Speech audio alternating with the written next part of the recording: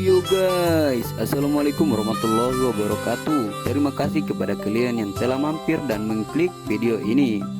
Gue Vin, dan di video ini gue akan menceritakan sedikit tentang alur cerita novel percintaan yang berjudul Cinta dari Pulau Sebelah. Bagi kalian yang malas baca dan sukanya cuma berbahan dan dengar cerita, selamat karena kalian masih hidup. Bercanda ya guys ya. Dan jangan lupa juga untuk tekan like, share, dan komen jika kalian suka atau tidak suka dengan video ini.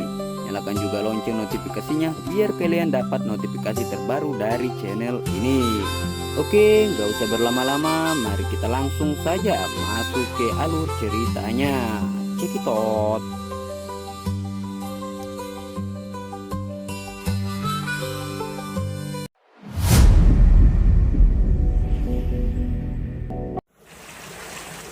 Hujan turun tanpa aba-aba, seolah langit ikut bersekongkol dengan malam. Angin malam menyapu halaman gedung itu, membawa aroma aspal basah dan dingin yang menusuk tulang. Di luar gedung megah yang dipenuhi cahaya kuning keemasan, seorang pria berdiri mematung.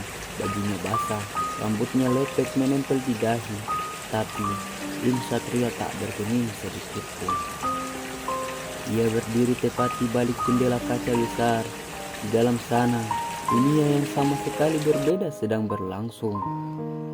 Lampu kristal bergemerlap, musik pernikahan mengalun pelan, hangat dan penuh kebahagiaan. Tawa, tepuk tangan, dan wajah-wajah bahagia memenuhi ruangan. Di atas pelaminan yang dihiasi bunga putih, seorang wanita berdiri anggun dalam balutan gaun pengantin.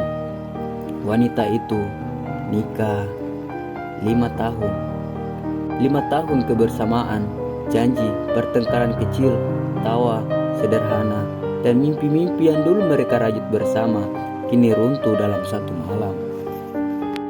Im menatap tanpa berkedip, dadanya terasa sesak seperti ada tangan netak kasar mata yang meramas jantungnya perlahan. Setiap tarikan napas terasa berat. Uap napasnya memburamkan kaca, tapi ia tak peduli. Matanya terkunci pada Nika yang kini tersenyum, senyum yang dulu hanya untuknya. Namun sekarang, senyum itu milik pria lain. Jadi, ini akhirnya, gumam Im lirih, hampir tenggelam oleh suara hujan.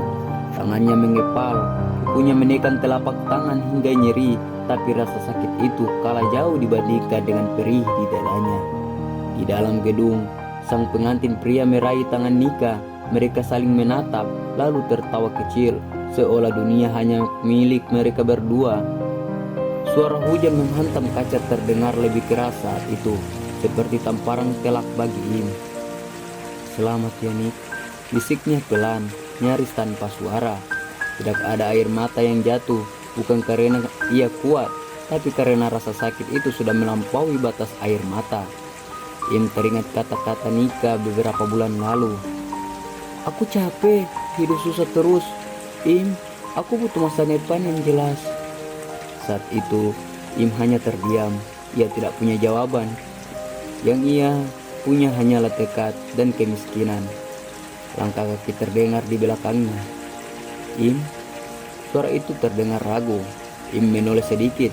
Seorang pria parubaya, mungkin salah satu tamu, berdiri di bawah payung sambil menatapnya dengan tatapan heran. "Kamu gak masuk?" tanya pria itu. Im menggeleng pelan, bibirnya tertarik tipis, senyum pahit yang nyaris tak bisa disebut. "Bukan tempat saya," jawabnya singkat. Pria itu tampak ingin bertanya lagi, tapi memilih diam. Ia hanya mengangguk pelan, lalu pergi, meninggalkan Im kembali sendirian bersama hujan dan kenangan. Im kembali menatap ke dalam. Saat itulah Nika menoleh ke arah jendela. Entah kebetulan atau firasat, mata mereka pun bertemu, terpisah oleh kaca tebal dan dunia yang berbeda.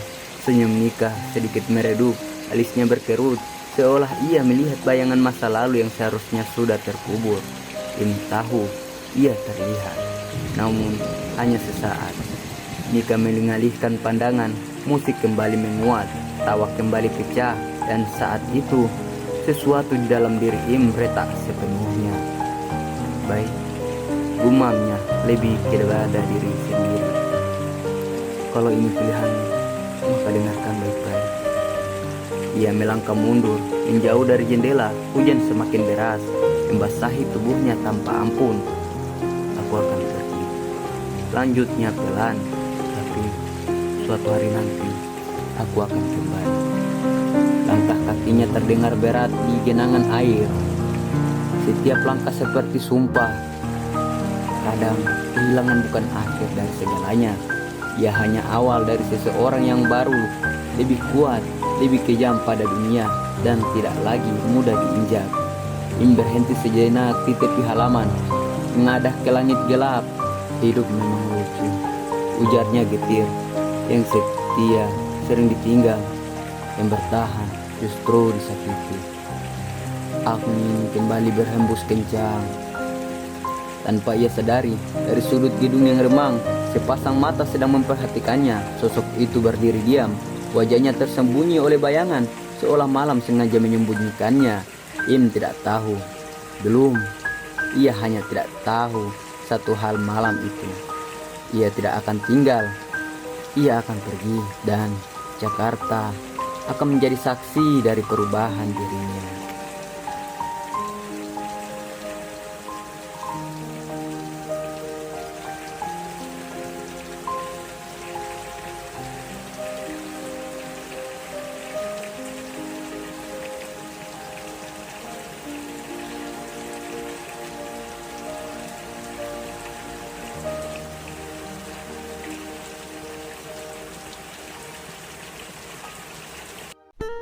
Oke, mungkin hanya segitu dulu pembahasan kali ini. Untuk kalian yang penasaran dengan